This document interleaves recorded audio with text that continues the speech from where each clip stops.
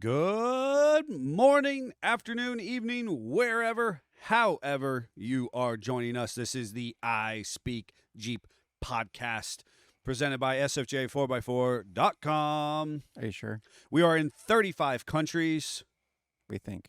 thousands of downloads in your hearts, your souls, your minds. Thank you for Those three people keep moving I around. know those three people just keep jumping. They're all constantly flying. Constantly flying. Those three people who listen to us across the globe and just find themselves in 35 different countries, and we appreciate all three of you. Yes. Jeffrey, what's going on? What did you do to our Facebook changed things, and I don't know if we're actually live. huh?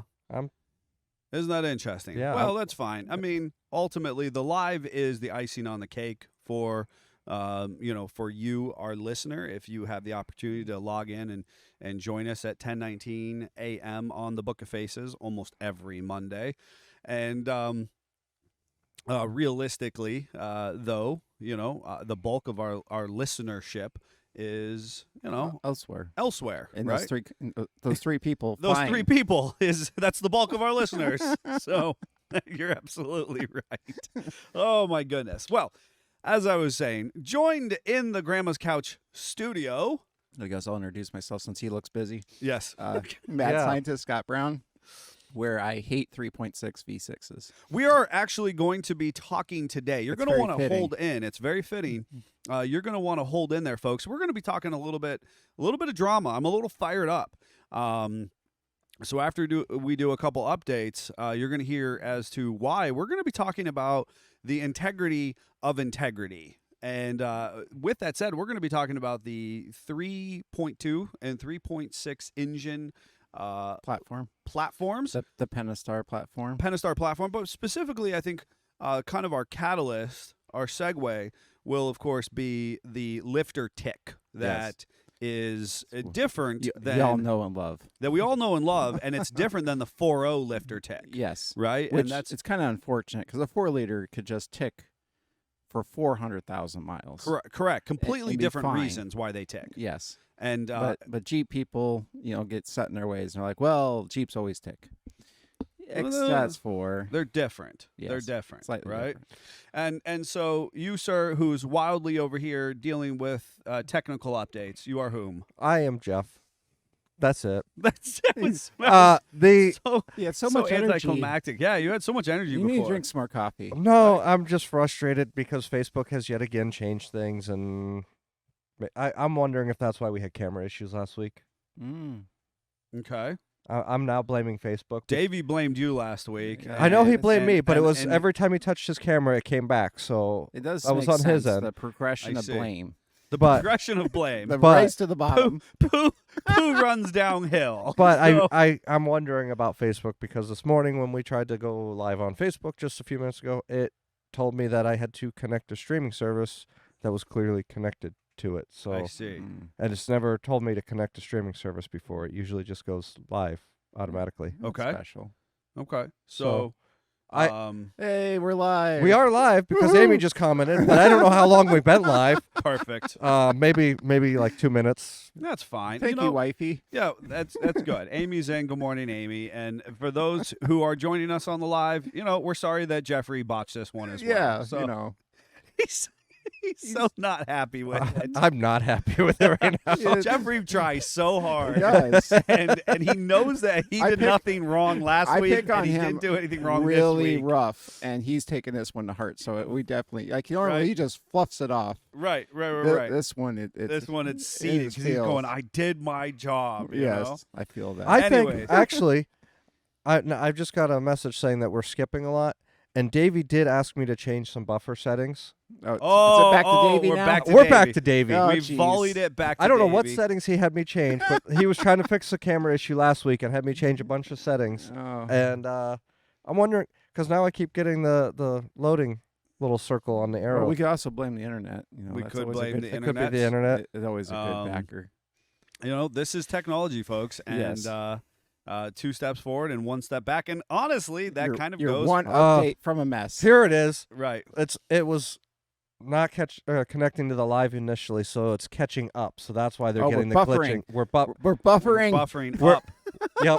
Oh, goodness. Well, and for our listeners who are in their ear holes, all three of them, they're like, I don't really care. I just want you to tell me about. I didn't care about that 3 minutes. I didn't care about that 3 minutes you talked about buffering. Yeah. Yes, Yeah. we apologize. Nobody cares about what we look like. It's fine. No. Well, that's Well, probably it's for faces for radio. Yeah. That is what it comes for the down. best. As we've learned from customers. Yes, they've told us quite a few times. Yeah. So we're talking about the integrity, and so you're going to want to hold in because honestly, I was exposed to some really crummy situations over the weekend. One from or pointed towards an HVAC technician whom I know is a really fantastic individual who's done great work for me personally in the past, and another one where I was on the Book of Faces. And since it's on the Book of Faces, I will share with folks. And it is about that 3236 lifter rocker collapse. So a little bit of tech and a little foray into what the American hustle is about. You'll get to hear the mad scientist theory why this is happening. Okay, interesting, interesting. So, if you are interested to know kind of the intricacies of SFJ 4x4, there is a secondary podcast called The American Hustle. And I've always used that phrase, it's not what we do that makes us special, but how we do it. That's what that podcast is. And that's what that podcast is, right? So this is the podcast where you get to know a little bit about these characters who make up SFJ 4x4 in part, and then a little bit of technical stuff. Today we're going to kind of cross those bounds a little bit into what the American hustle, the meat and potatoes that kind of drive us forward, those differences in the process. Jeffrey, how are we doing here? I think we're doing good. I don't know. I'd like to hear from some of our viewers. Our viewers on the Book of Faces. Yeah. See if we're live. Jump on there. Let us know if you can see us, if you hear us. My wife's saying that it got better after she closed it and reopened it. So it's just technology in 2024. When in doubt, unplug it and plug it back when in doubt, unplug Absolutely. and plug it back in. So otherwise, I mean, I'm sorry for the viewers, but I don't care. We're recording. Audio is good. We're good. That's right. Our listeners, all three of you, we're here for you. That is a swell sweatshirt that you have on. Thank you. Yeah. Yeah, it's Heavenly Heartstrings. It's the logo for the nonprofit. Of course, it's a color you know and love. You're partial to. Listen, partial to that. What's really that funny blue, is we were debating. More of a muted blue than Jeffrey. What are you, Team Hydro? Yeah. Yeah. Lame. Whatever. Team Hydro all the way. Amy's saying we're still there. I think she's the only one watching at this point because she's the only one commenting. That's right. We're here. Thank you, Amy, for being here for us. We're just doing it for you at this point, and the three listeners, all four of you, joining us today. Yeah. So the color is funny because we were trying to pick on different colors and pick out a color that would go good with the brightness of the logo, and the designer of the hoodies actually sent us this picture, and everybody was like, holy crap, that's the color. We're going with that. Cool. So that's what we went with. Now, can you wear that with black pants is the question. Yeah. All right. Absolutely. You were never. Do you remember that when we were younger? You weren't supposed to wear blue and black together. No. So I didn't get that class. So Scott, dark let's blues. be honest. Dark blues and Scott, black. let's be honest about what clothes you did or didn't get. It's clued where in does on. it have a hole in it or not? That's we're pretty much moving on. Bright blues were okay with black. Listen, or I'll light be blues. honest with you, and I'm not trying to put anybody out per se. I was at a funeral over the weekend, and I was really fascinated that people were wearing holy jeans, that it was At a acceptable to to have ripped jeans. Trendy, don't get me Yeah. wrong. Interesting. John Miller's in here saying good morning, Scott, Neil. I Hey, feel a little John, left thanks out. for saying good morning. I wouldn't say good morning to Jeff either, but I have to. I sit next to him. So, There's Daddy Jeep saying good morning. all right. So the people are logging on. Yeah, It was just that nobody It was the- actually. it was the nobody cold. wanted to hang out with us It was today. the cold. Everything, their dial-up wasn't working. No, it's daylight savings. Oh, Everybody's that's off it. an hour. Time. Oh my I god! hope we're done. I hope this is it. So I have some fun facts presented for people, but it's valuable. I don't want to spend too much time on our updates, but I have some fun facts on the daylight savings time. Interestingly enough, and this is the piece that I did not fully understand, that we are just starting daylight savings time. Did you know that? Yeah. I feel Yes. like we've done it forever. Well, no, that this is the start. in fact, the start of daylight savings time. Yes. We And just left fall is the standard end of it. time. Yes. So they call that standard time, Yes. and this is daylight savings time. Yeah. This was actually, in part, put into process in World War II, and they called it wartime. I'm also gonna throw. Instead of daylight savings times, it was called wartime. I'm ready for this, Scott. You know how sometimes when the TV channels will say EST Yeah. or EDT, Yeah. that's telling you which if you're in standard time or if you're in daylight savings time. Oh. So, interestingly enough, so this is the start of daylight savings time. For us, it's actually different overseas. They wait till the 31st. So they do. There's different daylight savings times is widely recognized by much of the globe. Yeah. Which is and- crazy to me. If you're unfortunate, if you're that 3 people that's constantly traveling, Well, jet lag right now is gonna be really bad because Really not only confusing. are you dealing with time shift as it is, but then you're dealing with the fact that they're still on standard time and we're on Daylight savings time. savings times. Interestingly enough, if we were to eliminate daylight savings time, because to be honest, I was not feeling it before. I was like, why do we even do this I just anymore? want to stay on savings. I want to, and that's the thing. So if you stay on savings time, right? Yeah. If we stayed on, that there is quite a few cities within the United States who would not experience sunrise until almost 9 a.m. So a number of our northern states, our northern cities within the states, the 48, that's not even to talk about anything happening globally, Right. that we almost, by changing the clocks by 1 hour, actually almost nets us 2 hours of light one direction or the other. And so All I know is it's dark when I go home in the winter. in I the don't like winter, right? But here's your trade-off: is that much of the U.S. would be fully sunset by 8 a.m. or 8 p.m. Excuse me. That much of the U.S. So let's say we recognize standard time around the clock. Mhm. That much of the U.S. in the summer would be sunsetted, At if that's 8. a word, by 8 p.m. Hmm. And so it's warmer, it's nicer, and the objective is to encourage more people to do stuff after work, right? Because we work this as a Western society, we work this traditional 9 to 5 mantra. And in the summer, when the weather is better and people want to get out and do stuff, Yeah. He's been reading the recent arguments, not the arguments for why daylight savings got enacted. well, I mean, I read those as well. I'm just interested. I find it interesting because, because it's this concept of saving energy, and then the fact that much of the U.S. or there are places within the U.S. who would not experience sunrise until almost 9 a.m. And I think that's in the winter, right? So Yeah. yes, we go home in the dark, but there would be people who would be experiencing much of your morning would be in the dark, and you would be going home in the daylight. I think it's an interesting take on it. Yeah. Now, here's one of the why it was enacted conversations. Why does it take place at 2 a.m.? So you're sleeping? Go ahead. You were in on this, and these are facts. You can find these as facts. There's actually a book, and I'm going to butcher the name, but it's called "Seize the Light," written on this as well. So the 2 a.m. was that for the? I honestly don't know. The train industry. Okay. Back when trains were the primary mode of transportation, when this was originally enacted as a formality in the 40s and 50s, 2 a.m. is when no trains were leaving Grand Central Station. Huh.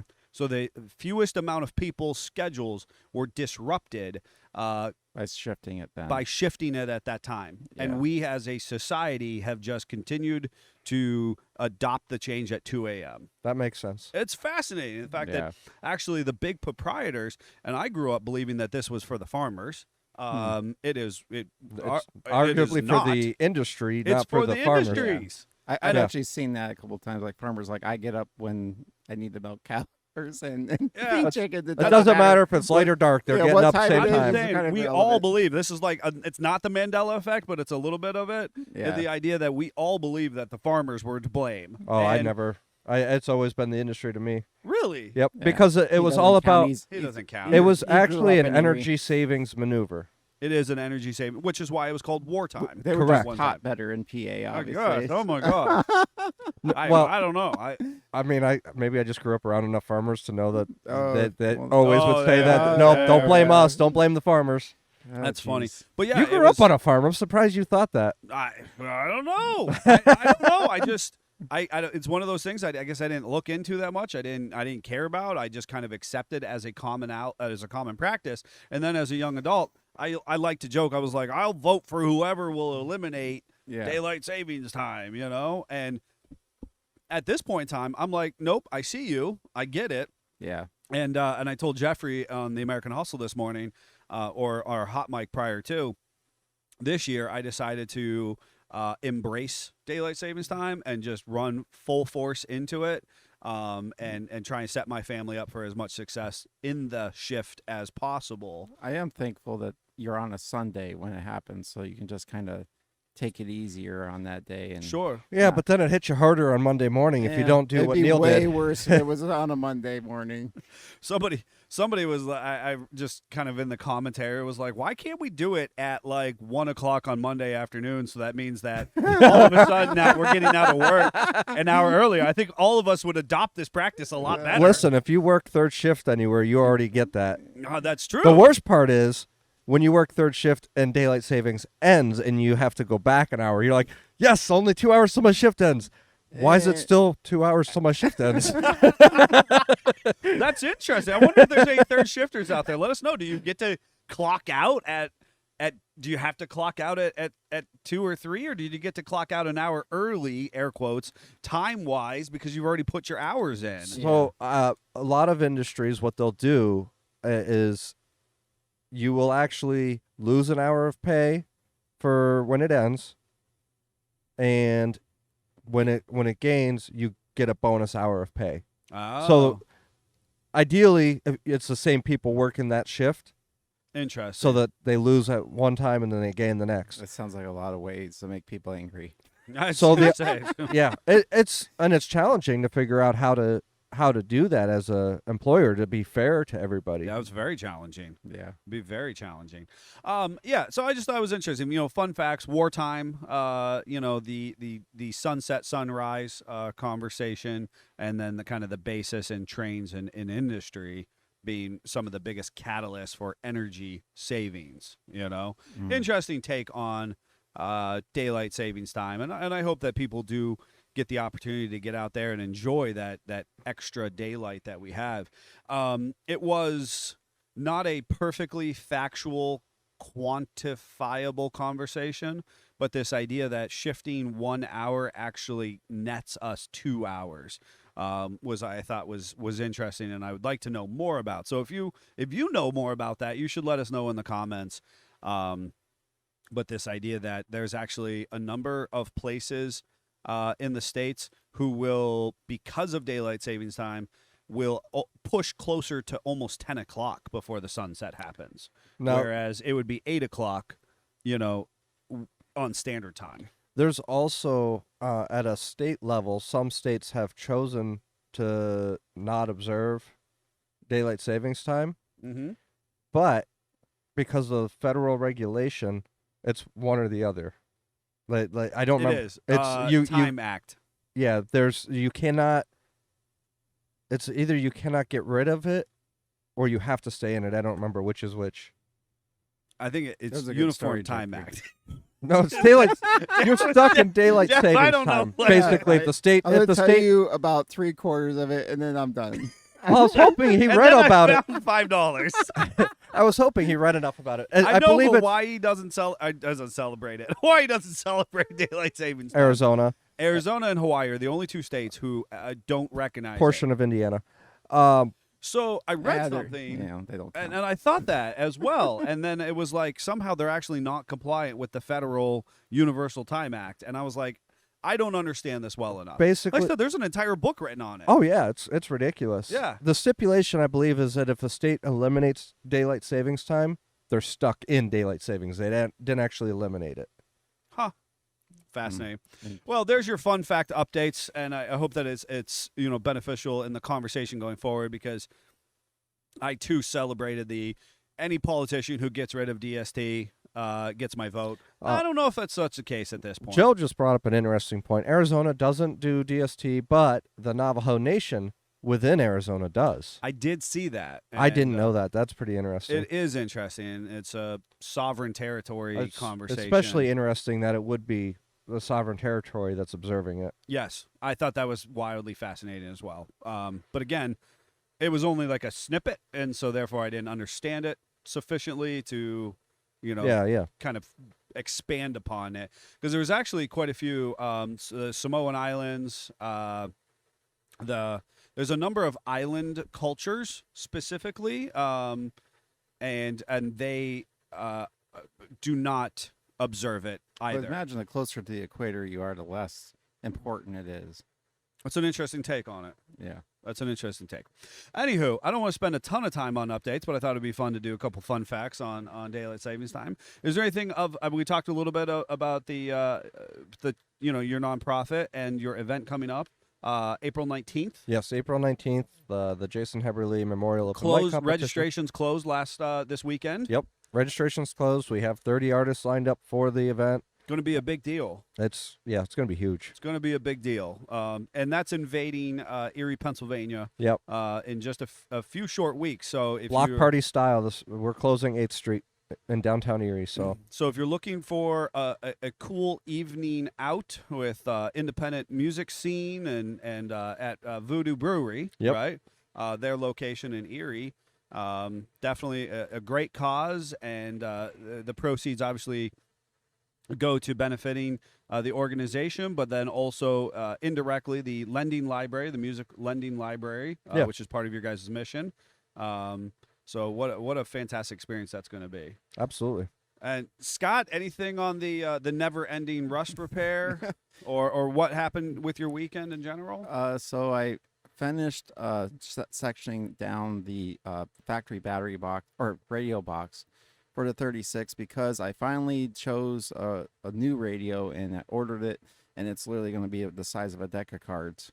So I needed to finish that project, so now I can start to figure out where I'm going to mount that in the giant, it's still a giant box compared to how big the radio is going to be, but it'll allow me to have an aux in, Bluetooth to my phone, and that kind of stuff. I'm not looking to actually tune into the radio.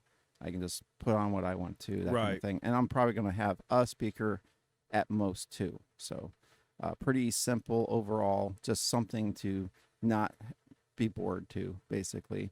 And then the other thing, it was exciting. He says that, but I know what music he's going to listen to. Well, basically, I was like, I just kind of want to listen to, 30s and 40s music in the car. So it'll be fine. Anyway. You're the worst. So by most people's standards, be bored. It'll be fine. Oh my God, you're the worst. So then I also and the thing is, you're gonna be irritated if you actually do like a speaker, like period-ish correct. Yeah. You're not gonna be happy. Yeah. Do 2 speakers. Whatever. One in the front and one in the back was what I was thinking. No. God, no. Oh my God. Anyway, You're the worst. Well, Just do 4 speakers and be done with it. That's easy to say with a car that has no room for speakers. But anyway, They make small speakers. The world we live in, you just said your radio is the size of a deck of cards. It doesn't take that much to get speakers slightly bigger. yeah. You can get quality speakers that are pretty small. I'm touched, Jeff. Bose. I'm not doing quality speakers. I'm not over doing here. quality size. He's buying them on just Rock Auto. Basically, I'm offending Jeff all day today so far. Listen, if you want to hear that vinyl scratch, you need to get proper speakers. That's I right. guess I will have to have you weigh in on it. Anyway. I also picked up my front wheels from Powder Coat, and they look great. So now if it'll just warm up again, I can paint them to match the rear ones and get the tires switched over. And the tire debacle of 2024 can be over. And I'm sorry, you powder coat them, but you're also painting them? Yes. Because hashtag Scott Brown problems? 1936 Ford. Oh, my. Speaking of debacles that I thought were over, Yeah. I also had a debacle this weekend with a PennDOT plow truck Oh. coming the opposite direction, launched a rock right into my windshield and cracked it. No! I watched it happen. This was like slow motion. I just see the rock come up, like, that's going to crack my windshield right in front of me. Boom. Oh. Nice little nick, 2 little Did you splits have off of it. any before that? Nope. So That's we made the it worst. 50,000 miles without. No, I had one other time. It was also a plow truck. No, So so you don't have the OE windshield. This is no, I do have the OE windshield because I replaced it with OE.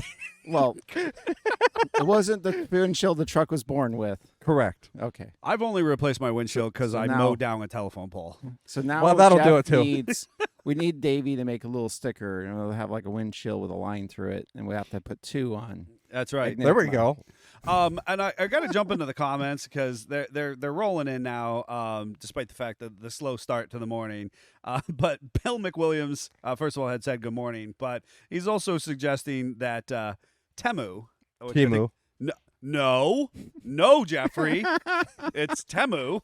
I'm calling it Timu. Is good I don't care about the Super Bowl commercial. Not For even gonna say mono it. kicks. And I love his comment, and we're ordering from Temu at this point. We're doing it. We're ordering speakers for Scott's 36. I may not be here in time then. No, they come in really quick. They'll be here. They will be here this It's afternoon. not wish. It's not you wish Right, that it it's would not show up wish that it'll eventually. show up. They will. It'll show up, and it's actually surprisingly quick. A plane with the Chinese flag will just fly through the air And drop drop a package over the Is shop. that what the balloons By- are for? The balloons. Oh no! By 3 Oh, o'clock it was this afternoon, they'll just drop a couple speakers. Does that mean Facebook's gonna crash again? Oh no! Really, that's what China was sending the balloons. They just want to have floating warehouses that they Yes. can drop cheap product on top of the states. Bloop, bloop. It's their drone delivery service Their that drone Amazon tried. delivery, 10,000 feet in the air. They're Yeah. just dropping balloons. Oh. They're dropping product out of the balloons. Let's go back to Daddy Jeep's comment here. That's a little more cheap relevant. I did Bantam things over the weekend. Time to freshen up the green trails. We and Rob, we appreciate your investment in Bantam from a consumer standpoint, and that's awesome. And obviously, folks who are following along could probably check out some of his content, both on the trails over the years and maybe some of the stuff leading up to Bantam on his channel. So, cool stuff there. I suppose without further ado, we should talk about the integrity of integrity, and this is a close one for us. Unless there's anything else that you guys want to share as updates or Nope. Okay, so as far as what I was kind of personally exposed to over the weekend was 2 different interactions with businesses and consumers, obviously. Was this because you creep on Facebook? Oh, it's 100% because I Yeah, creep on the okay. social pages, right? I'm telling you, if you follow me on Insta or Facebook or maybe even your YouTube channel or YouTube page, I'm there. I am He's right. vested. I'm vested. I want to know what happens in the next chapter. I know that your nephew got married and you bought a new Stanley Cup and that your tire blew out on the highway. He's here for it. And I'm here for it, right?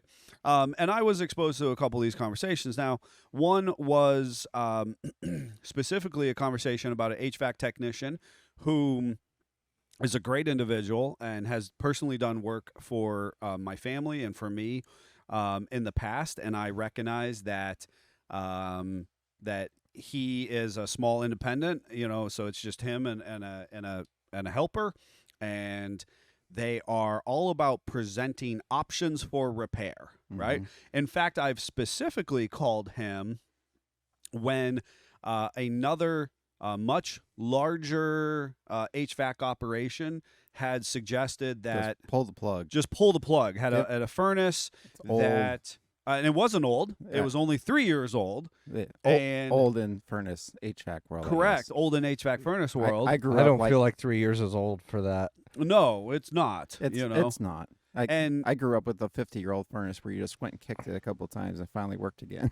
Exactly. I mean, ours was 20 years old when I finally replaced it, and that was just because I had changed every part on it and it still didn't work. Well, and so this individual had when this other company had said, "Hey, no, we're gonna need to just pull the plug and put a whole new furnace unit in, and we're gonna need to wait 3 or 5 days for it to come in," that this guy said, "Hey, you know what? I can probably Make it happen. make it happen. I can go in, I can check the resistance on this, and I can figure out that, and I can just replace this piece. And as long as the furnace is appropriately serviced and working, there's no reason you need to replace the entirety of the unit. And in the process, I'll let you know the different blower motors, the different circuit boards, and what is valuable in that conversation. So he did that for me. I recognize that. Over the weekend, he wakes up to a text, 3, 4 a.m. He stirs and he sees that there's a text waiting in his phone, in his personal device, and somebody had reached out to him on his personal phone, and in my opinion, drunk text him, claiming that he was a hack and that he was responsible for this guy's family freezing in the middle of the night because his furnace went out. And so the HVAC technician, was like blown away and personally attacked, feeling personally attacked, and was like, last time we talked, your furnace was working. It was not perfect, but it was working. Your home had heat, and we had decided that spending the time and energy to completely disassemble your unit at this time was unnecessary. It is winter. It's going to be warmed up sufficiently probably within 6 weeks. If we could ride out the furnace for 6 weeks, you'd probably be scot-free, and I can tear into it then, and so on and so forth. And the homeowner had agreed that this was a good plan because the alternative was a whole new furnace at a couple $1,000, you know? And so, as a consumer, the homeowner, and then the business provider, the service provider, they had what they, was an understanding. Now, the question is, did they have the same understanding? Did they have the same perspective, And well, there's magic in that furnace. And there's magic in the furnaces, right? And so the service, the HVAC technician, it does kind of look like magic if you watch them actually fire up. It's pretty cool to watch.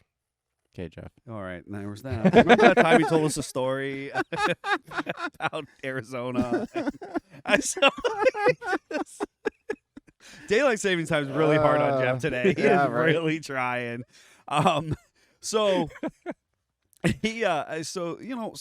there's this integrity piece, right? Yeah. The HVAC technician thought that he was operating with integrity in the process, that he was providing the homeowner with choices. And he was trying to be financially conscious. You're not trying to, spend lots of money. Trying not to spend lots of money and say, hey, we have to replace everything at once. Yes. Okay?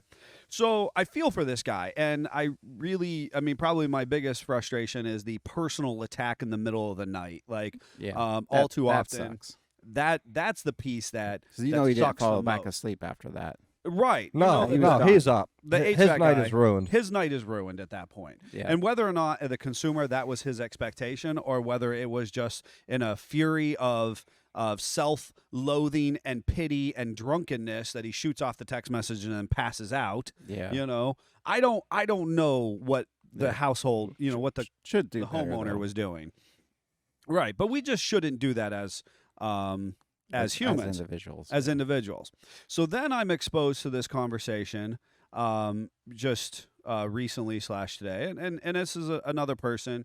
I won't exactly put their business out here, but this is where it gets related to Jeeps. Okay, and so I have an individual. He posts online, and which is ultimately a lot of people feel like, and I think it's a conversation about us as humans and how we feel.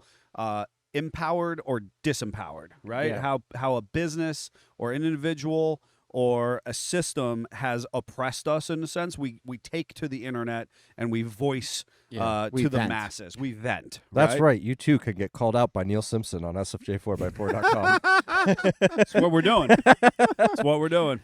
So we're going to do better, society. And I'm going to bring you along, kicking and screaming. We're going to do better as I call you out. Indirectly. Well, and this is indirectly. The homeowner, I'm calling him out. Because that's not okay, right? We should not be personally attacking people in the middle of the night on the internets. But this one is from an individual. He's a Jeep owner. And he says, before I begin this rant, this is no way an employee's fault or anyone who works for them. I know some great people who do work for them, and as a business, they are horrible. Okay, so it's an interesting segue into what's happening in this individual's life.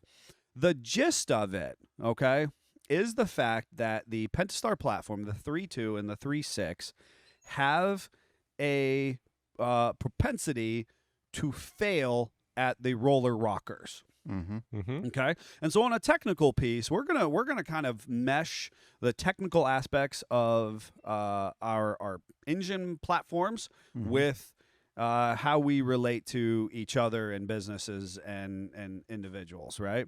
So the interesting piece is for this person, he differentiates out of the box that there are good people who work there, but as this entity, the business, it's evil mystery character, it's evil. Yeah, And the gist of it is the fact that a family member goes in to service a ticking noise they have on the top end of their vehicle, right? And many of our 3.2 V6 and 3.6 V6 family experience this top end ticking. And this particular dealership reports back to the vehicle owner and says they need to do all 4 camshafts and all the lifters and all of the roller rockers, of which there are 24 lifters and 24 roller rockers. That bill's going to be something. Now, each camshaft, and we sell only genuine Mopar camshafts. Now, first and foremost, I can authentically say we only do genuine Mopar camshafts. And you're talking Dorman, $400 to $500 a camshaft, basically, right?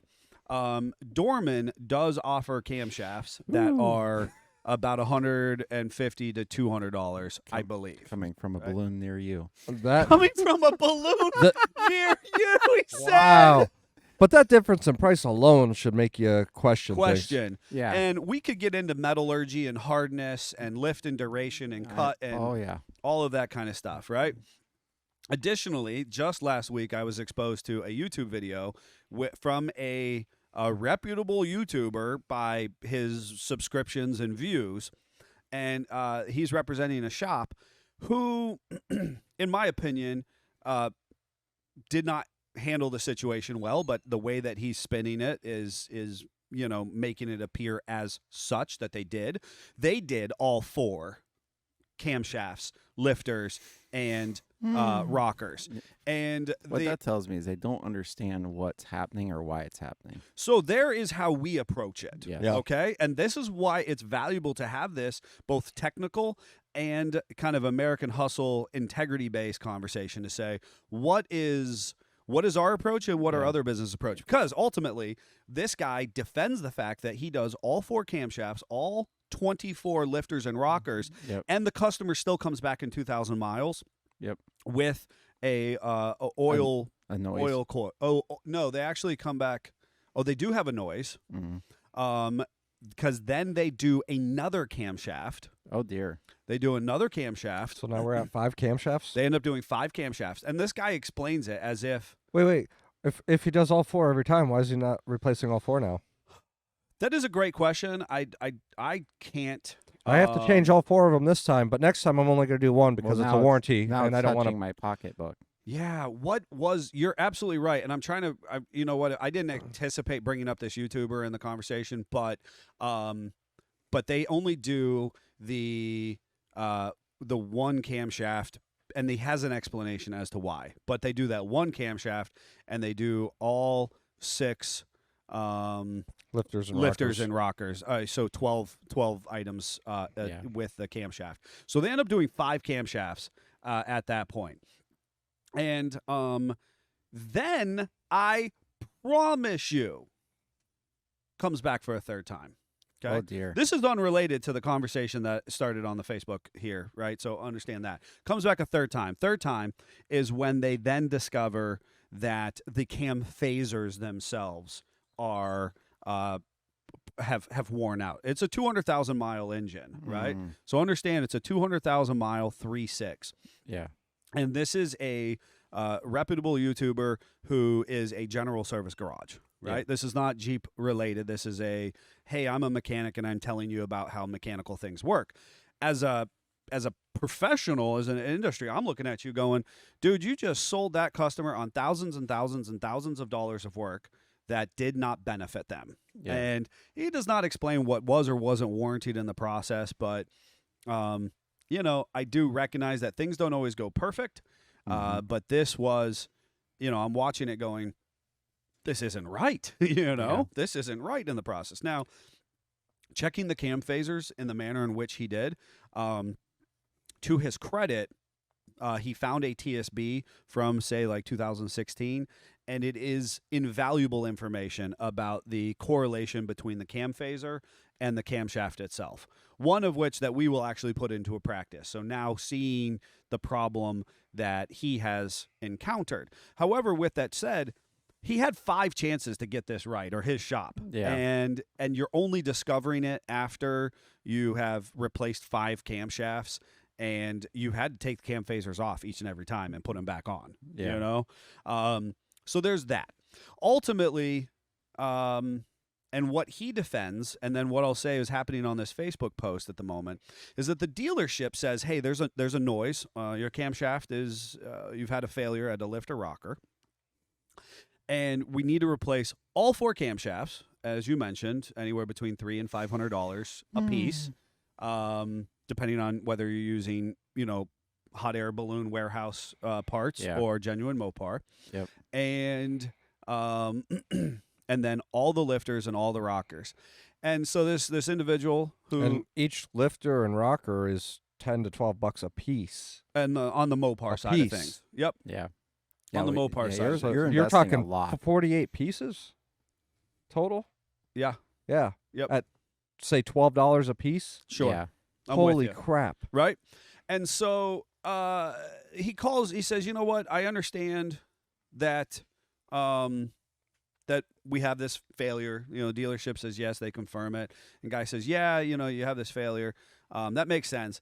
And he says, the only thing I want you to tell me is which camshaft is it? And the dealership pushes back and says, we don't need to tell you that. Oh, God. And this again, third party individual, helping his mom or his sister or family member through this experience goes, well, they should be able to tell you which one failed, right? Especially when you're spending thousands of dollars. What I hear from that is, we heard a noise, we know that there's a problem, so we just changed everything and hope it fixed it. And And it's we hard. don't actually understand why or what's going on. Yeah. And it's hard as a consumer to, you think you're taking this into a professional to do some type of root cause diagnostic or root cause analysis. That's literally Daddy Jeep's in the comments saying root cause analysis. Yep, and I've recently had that conversation with a couple who are in for an electrical diag, which I've recently, and that's on a Grand Cherokee that I'm working through. And the woman, it's both women in the situation. They're very sharp. Mother and daughter. They're both very sharp, and the daughter is very sharp about root cause analysis, and she's excellent, and we can have really good conversations about that. Isn't she in the medical field? She's in the medical field of doing root cause analysis, Right. To on talk patients. to talk about patients, and she's been excellent through the process, understanding the correlation there. But this idea that this individual is asking his family to ask the dealership which one has failed. Like, I understand that they fail, and you might need to do some multiples, right, depending on the extent of the failure. But the idea to just blindly say you have to do all 4 and all 48 connecting pieces, right? Yeah. And what you had started to say, Scott, is that tells us that the dealership or the garage does not actually understand what is happening. Yeah. Right. So what is mechanically happening before we get into the integrity of integrity? So the basic in a nutshell problem. I'm going to interrupt you because and it's a valuable know that Jeffrey and Scott both have extensive experience doing this service. Yeah. So both guys can speak on this. Basically, we're using a very small roller bearing on the trunnion of the the rocker arm. And did we used to have roller bearings in our engines?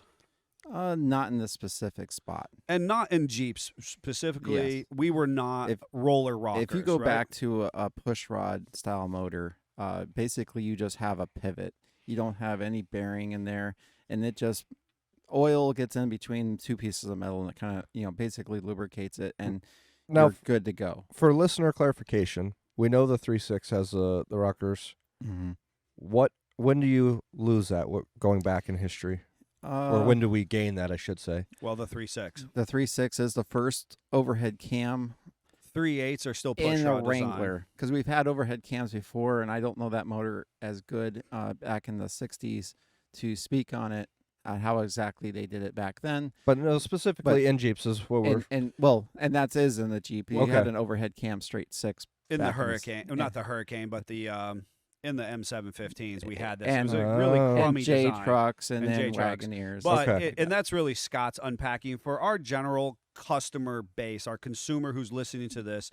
outside of those where you feel it touch you, it's going to be the 3.6. So the 4.0s and the 2.5s were a standard push rod. Right. Where Scott's talking about, we have a push rod, has a little round, smooth, little nubbin, and that nubbin has a little hole in it, which shoots oil up through it, and that little nubbin on the push rod then the lifter has just kind of a conical or a dome seat, and it just sits on that little steel nubbin. Yeah. And those eventually wear out, but realistically, not a whole lot in our 2.5s and what 4.0s. in a nutshell, why you have an old push rod style motor, like basically we'll use the 3.8 and the 3.6 for an example. That 3.8 is still a push rod motor. It's old school technology. So now we have friction from the lifter on the cam, and it's then friction from it to the push rod. Yep. And then friction from it to the rocker arm. And then friction from it to the tip of the valve. And now we finally got the valve open. Not to mention lubricity, and excuse me real quick, because ultimately back in the day we had a lifter, which is just basically a little oil pump, and it's just a mechanical little squirty oil pump that rides up and down, and then that oil has to travel 6 inches up a push rod, and eventually it leaves the push rod onto the rocker. And real quick, this is a good spot to say it. If you have an any motor that sits for a extended period of time, and you start it up dry, air quotes, you're going to hear a rattle for some amount of time. Sure. And then it should quit. That is the lifters pumping up, and I don't care if it's an old, 232 straight 6 and an old Jeep to a 3.6. If you let it sit for a long period of time, you're going to hear a rattle, and then it should immediately quit. Anything that continues after that, now that is excess clearance somewhere. Specifically with the 3.6, that is when we have this noise, and that is because, like I started to say, we have a very small and almost tiny bearing because of the size of these components on where the roller is riding on this rocker arm. And we still have a lifter, and it has a little nubbin on it that's sort of reminiscent of the push rod. The push rod. But it's connected directly to the roller bearing. Right. And the so we lifter took that is 6 tiny inches as well. Right. But we took that 6 inches. We don't need the huge lifters. And ultimately it's all about efficiency and longevity of these parts in theory, right? As we know better, we do better. Correct. So basically, in a nutshell, why this happens: if you go too long on your oil changes, you use a low quality oil, now you are starving those tiny little rollers of oil. And it says the basic idea of why semi trucks run giant tall tires is because now those wheel bearings are cooler, and they have longer life, and they can go border to border across the U.S.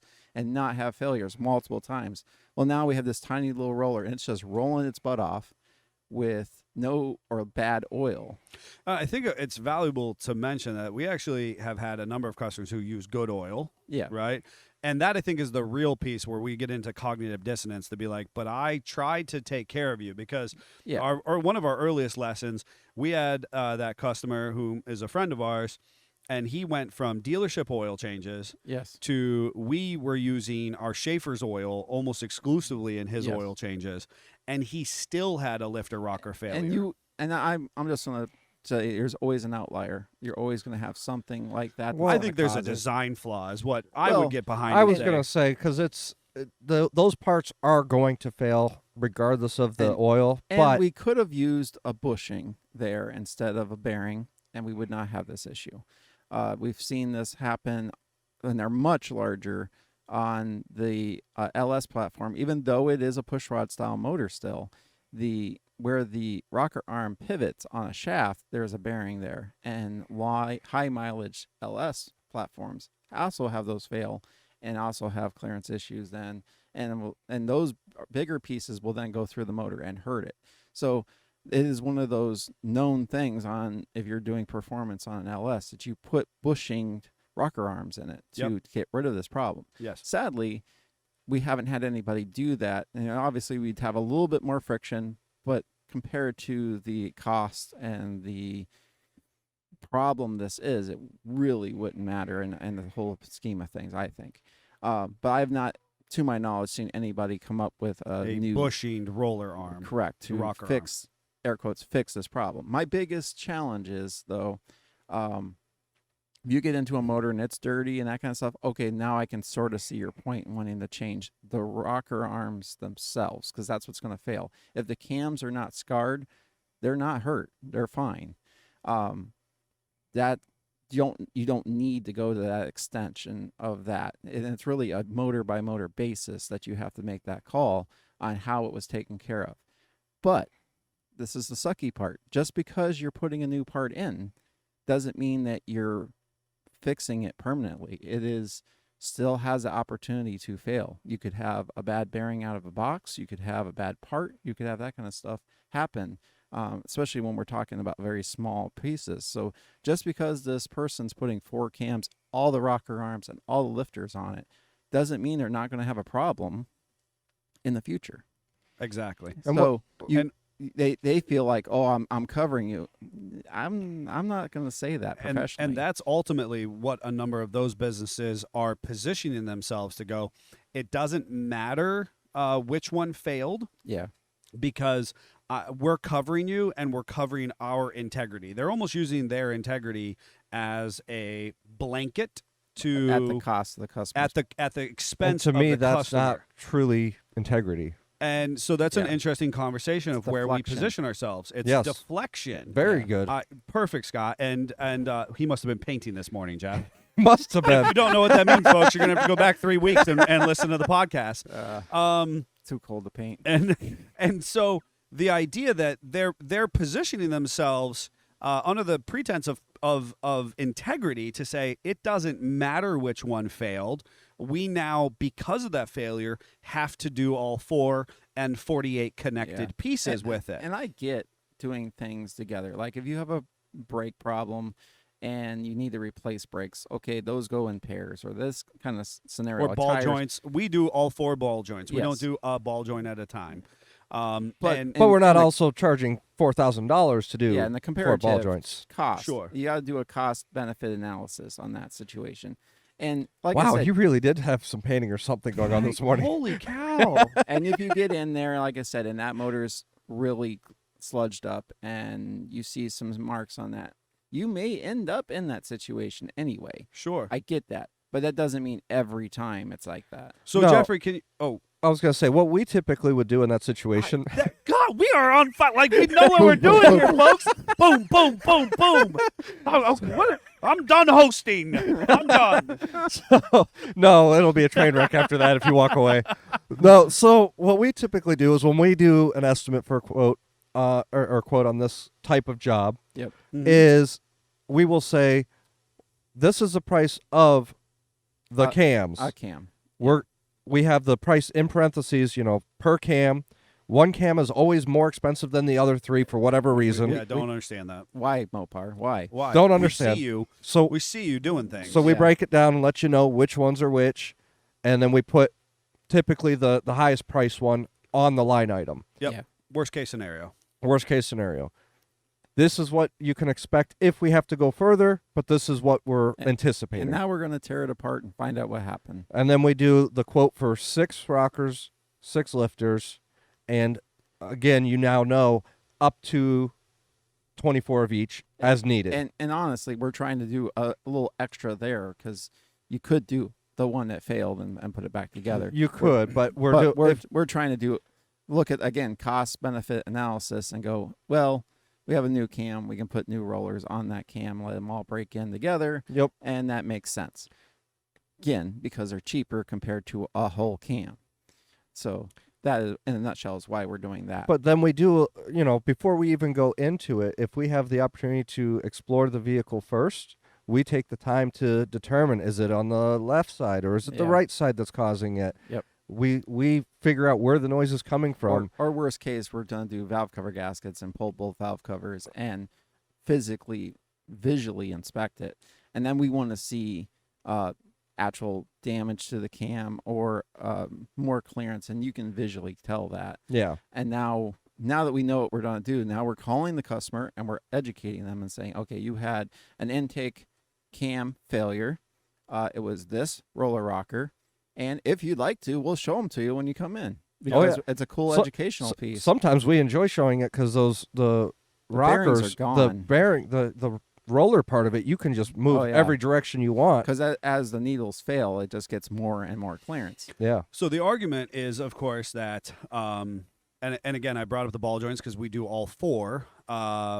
You could do just a singular rocker, right? Yes. Now, you're believing that the lifter is okay in that situation. And I would say most of the time they are, but it has had more clearance than it's supposed to have, and it is slamming around more than it's supposed to. Exactly, right? And it's not that much further for us to appropriately break in all 6 new lifters and new rockers and in again, combination with each other compared versus to a price of a one-off. cam, it's very small. And at that point, labor is not, you're doing the labor either way, so you might as well replace all 6 of them. It's just simply pop it in and you're done. And we're talking there about the diameter of a pencil. Right. Now, the argument that a number of these businesses will, again, position themselves deflecting under the pretense of integrity is the idea that, well, that metal has gone somewhere in the engine. Yeah. That particulate metal has broken down. But then are we changing the bearings in the bottom end? And that is ultimately our piston rings. how we sleep at night because of exactly that. Yes, it has sadly had metal go through the motor, but you're not rebuilding the motor then. Correct. So again, you got to do a cost benefit every time. Every time it's a learning curve. You're going in and doing the best you can and making the best judgment call you can. Now, sadly, you can have everything look appropriate. You can put it together and next year have another cam failure. But sadly, you could have had that same result with new parts. And that's what you were trying to say, is that we could put all 4 in, and in a year from now, something could have affected it for it to fail. Correct. As well. And that is part of life. That is part of property until you ownership. change the design, it's just going to continue to be an issue. Now, we have had customers that said, well, if you're going to be in there anyways, just change all of it. If that's what you choose to do, that's fine, but we're going to educate you first and explain why we don't typically do that. And we're going to do it with a heightened sense of transparency. And ultimately, just because one side failed, in my opinion, does not inherently mean that the other side is immediately going to fail either. Correct. So the idea that we can make an adequate repair in this space, just because they're the same design, doesn't mean that they have the same, fail rate. Perfect example is we have a 150,000 mile 3.6 currently in the shop. We are in for another reason, and I had all that stuff off. I inspected it all, and at that mileage, it's beautiful shape. All the rollers are in great shape. Everything spins nicely.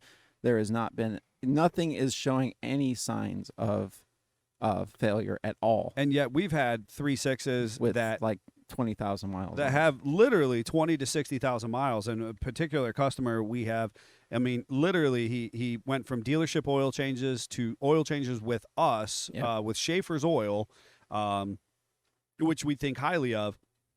And he experienced this kind of failure around 60 to 70,000 miles. Yep. I will say frequent oil changes and good oil will likely prolong the inevitable. Right. Yes. But it is inevitable that But they will fail I eventually. can't help that this one that has 150 that you're talking about is a lot of highway miles. Yeah. The oil is hot and viscous. It's getting into the bearings low. well. It's getting into the bearings well. Whereas that one that was low mileage, that Jeep would get ran and then parked for long periods of time. Correct. And I can't help but Lots think of dry starts. lots of dry starts, and I can't help but think that maybe that has something to do with his 100% it situation. does. And the Schaefer's is the best case in that scenario because it does have a molly that clings to things and try to help. But again, you're trying It to builds pack up a that layer. into a little tiny bearing. Right, it's a little bit of a design flaw. Yeah. And here's the argument. And this individual with the Facebook debacle, he says to the dealership, he said, "Well, tell me which one failed." Yeah. And that's fine. I can accept that it's a failure. He's of the Jeep community. He's mechanically inclined enough. But just tell me, Yeah, it's one of those situations you start out curious. You just would like to know why it touched you. right. And then when they won't be transparent with you, then you start to have doubt creep in. And that is the problem, is that your integrity now is in question Yes. to Yep. me. And so And it doesn't take anything to, and I don't care if you've never seen a part of a motor before or you've never experienced that before, but it takes nothing for a shop to take an old part and show you, like, see this little shiny spot or this divot or this kind of thing here. You don't need to understand why it turns or how it turns or what runs Right. on what specifically at all. But you can see, yes, see how this isn't damaged and this is damaged here? That's why it failed. or And- you could even just point at it and go, "I would like it to not be so shiny." Do you know what I Yes. mean? And you have Yes. trusted me by bringing me your vehicle. Yep. And since you have entrusted that in me, I want to just tell you, I would like it to be less shiny right there. Yes. And the customer goes, "You know what? I trusted you. That's why I'm here in the Here. first place." Yep. Yep. And so if you tell me that it shouldn't be shiny, then cool. And that's just that part of the educate, document, and make the customer happy is just not that hard for us. Yes. The dealership goes on to say it doesn't really matter which one failed. We're doing all four. If you want us to do the job, it's our Well, integrity. now we're defensive. Yeah, if it's Immediately. about integrity. We're going to do all four. That doesn't help your And- argument then. And then guy goes, "Oh, you know what? Then we'll take our vehicle back." So he gets and he said, Now we're upping the ante. "We're back just and forth. upping the ante." He gets the vehicle back, takes it in, and whether he does the R&I or whether another shop does, the dealership had not even pulled the valve cover on the opposite side. Oh dear. They had only pulled one side. Charged him for all four and told him they did all four. No, because Ben, they didn't do the they cams. took the red ball. They and took went the home. red ball. The customer took the Jeep before. So the dealership, By not being transparent, they lost the by job. not entirely. being transparent, they actually charged the customers $400 for their diagnostic, Oh my. for valve covers and R&I of the valve cover and diagnostic of the cam failure or lifter rocker Yes. cam failure. Charged just under $400. And what had added insult to injury for this customer or this individual was the fact that they had not even taken the time to pull the valve cover Yeah. on the other, on the opposite side. So they pulled the one side, said, "We know that there's a lifter rocker cam failure. We are unwilling to tell you which one has failed. Yeah. We've inspected one side of the engine. We're going to do all four." Customer says, "No, thank you. I'm not here for that."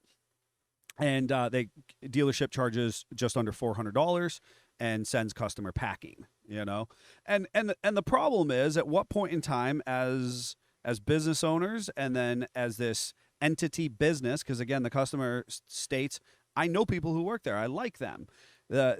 Somebody is hiding behind the pretense that the integrity of the business says we have to do all four rockers, all four cams, and all the rockers and lifters.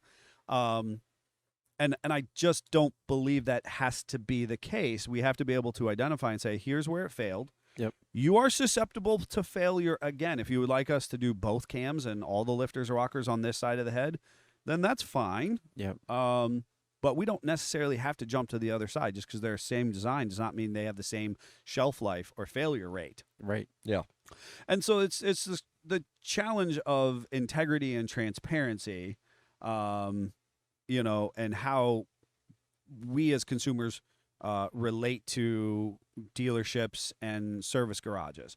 And we know a couple garages who just position themselves, right, Jeffrey, who just go, we're just doing all four, And some of that all is the just top end. some of that is if we're going to be in there, it's our belief that our liability is there, that we have to just do all of it. And I see that to a point. And if that is your policy and you're upfront with customers, so be it. That's your policy. Yeah. That's kind of like us with doing, well, if we're going to take one cam out, we're changing all 6 lifters and, it rockers. really That's our isn't- policy. Correct. What bothers me isn't so much the policy; it's the fact that you wouldn't just communicate with your customer. And that's the problem. And we deal with that on a regular. We just had a Jeep in over the weekend.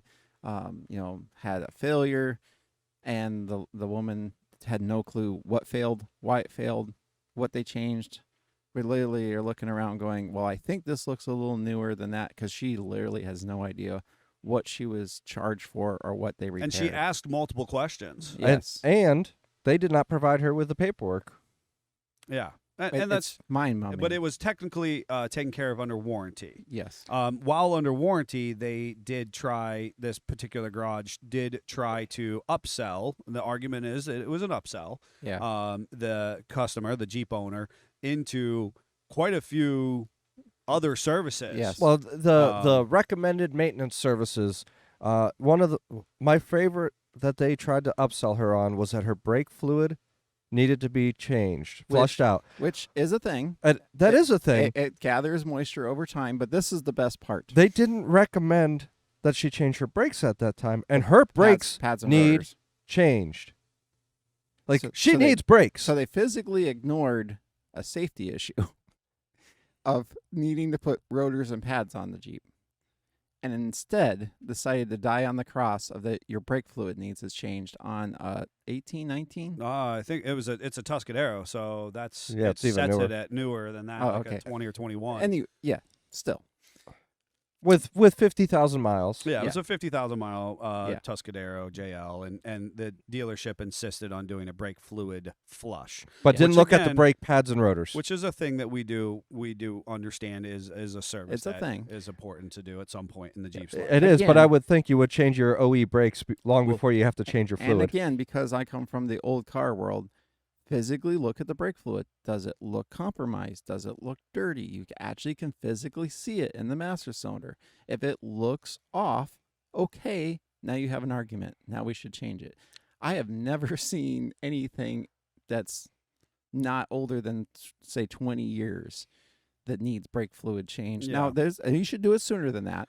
But just from what Right. my observation is, And we're not perfect by any stretch of the No. imagination, but we're going to talk about some of the inadequacies in our industry, and we're going to share and we're going to explain why we position ourselves and do what we do. We're also going to maybe talk a little bit about these businesses who deflect under the conversation of integrity, and is that actually integrable when you just make baseless policy and say, yes, we're doing this, no, we're not doing that, and there's no conversation in a or nutshell, transparency. too, you just as a consumer, when you have to spend a lot of money, you'd like to know why.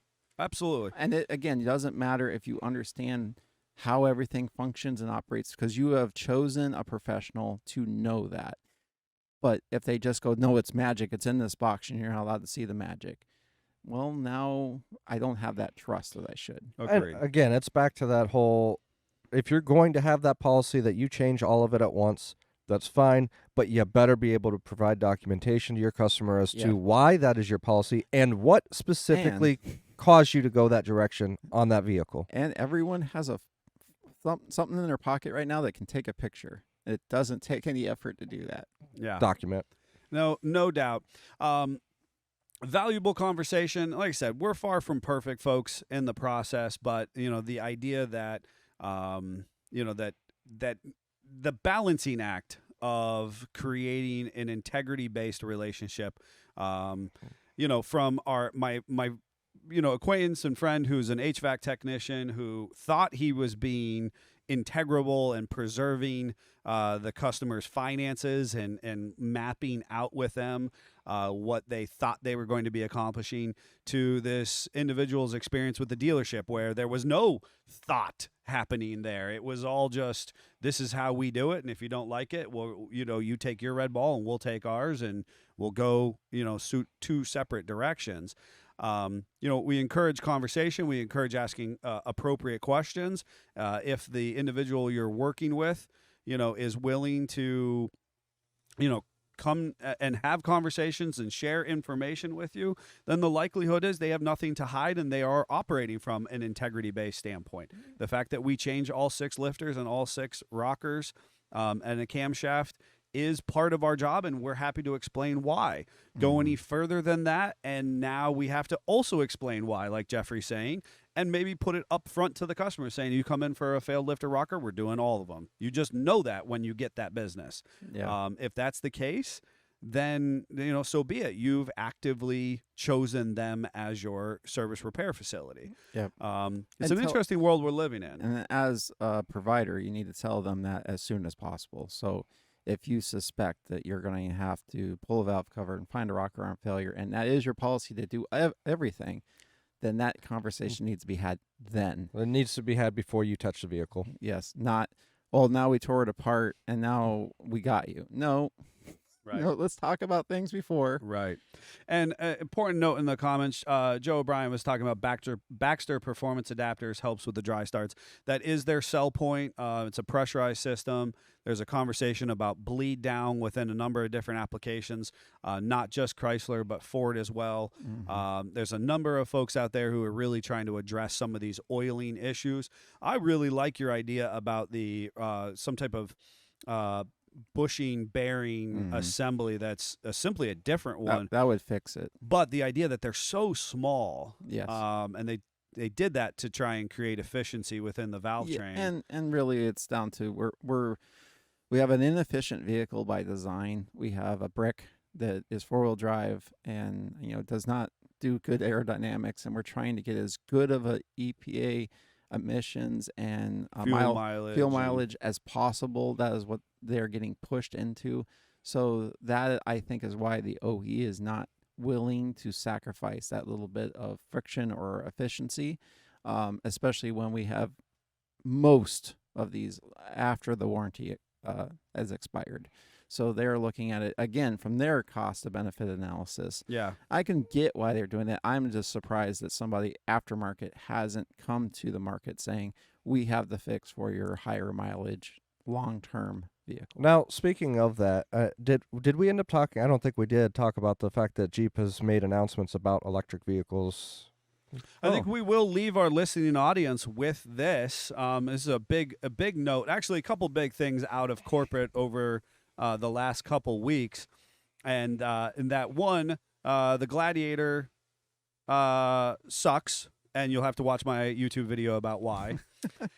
He's just jealous that we both have one. Yeah, that'll be out soon. Don't be hating. He's really jealous about the rental car we had for a customer. Oh my God, I don't even want to get into it. which also has these common failures. Yeah, well. that was a ham. That was a. Oh my God, that was such a cool. It was so fun We to had a drive. customer come up, because a lot of our customers are from out of the area, and so the customer was at about a 4-hour market radius, and from us, and so we were able to get him a rental car, and Jeffrey went to pick up the car, and long story short, brought them a Charger, Hemi, Challenger. Challenger RT, non-wide body Hemi. Unbelievable. Yeah, it was nice. It was very nice. Yeah, super jelly because Enterprise did this thing, and I don't know. I haven't rented a car in a decade plus. It used to be back in the day when we rented it under the corporate account. So long as it was an employee, you could drive it, Yeah. And they rode Jeffrey hard and was like, as long as Jeff's name's on it, and then this customer had to go in and get their name put on it 4 hours away at a Enterprise. Different Which Enterprise, didn't work. At a different Enterprise. Yeah, it didn't even actually work. They ended up doing it virtually anyways, but because of an Enterprise employee was able to physically see him and his license, they made it work. Yeah, he wasn't fictional. Oh my gosh. It was such I wanted a mess. to drive the car, and I just decided not to, so that I wouldn't even muddy the waters on But integrity. because it and- They was such a added pain. $15 to the bill for a second driver. Are you kidding me? Nope. It was a $15 per driver fee. Enterprise, you know what? You're in my hot seat right now. I see you, and I'm gonna. You And know we what? did enjoy I the might RT. be calling you out on the next I Speak Jeep I tell you what, as though, well, Enterprise. the best part of all of this is this whole nightmare of interaction of getting this rental set up. She recognized, the manager there recognized how many people we send her way. Because yeah, she better. she commented on, oh, you work for them? We have customers from all over coming in here renting vehicles after they're taking vehicles to you. Yes. Yep. Yeah. We Yep. know. Come and actually do a good service. Can with you have us more like you used Jeeps to rent, please? Yeah. Well, and so anyway, so Jeep Chrysler. Or more Challengers for that matter. I It don't was care. super cool.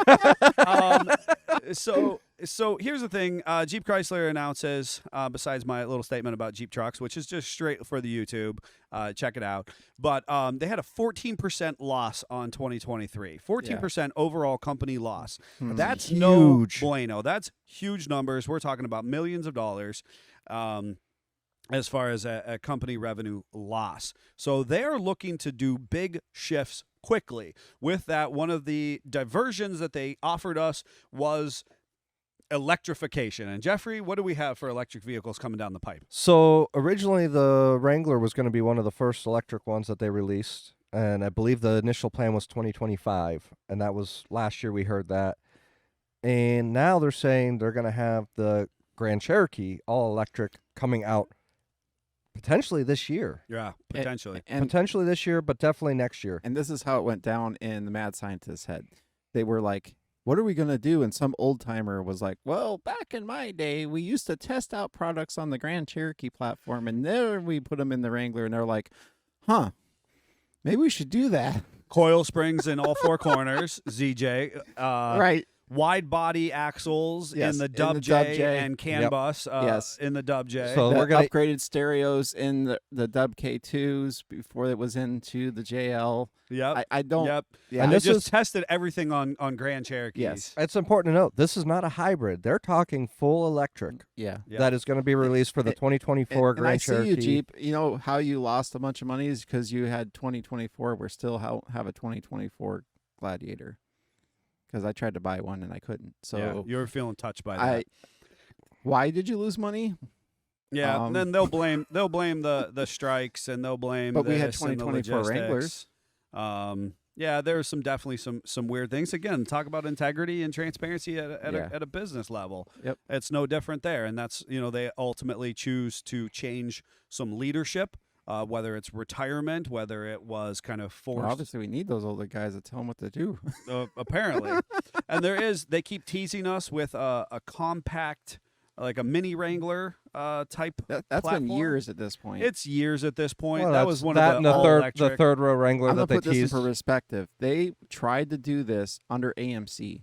Yes. They literally had a little 4-wheel drive, 2-seater, like sporty Jeep, and they didn't do it then. This is how long.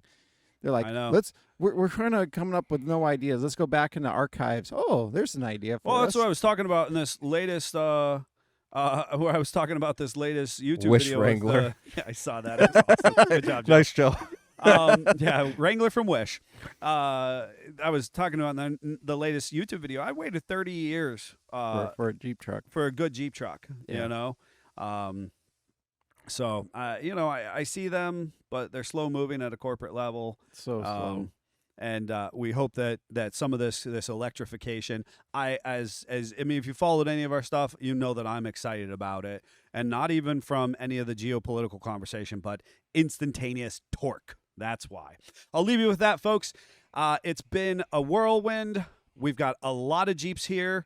Joe Brilla will be on the phone later this afternoon, and we'll talk about yours and 3.6 problems and other things for the JK platform. I'm sorry, Joe.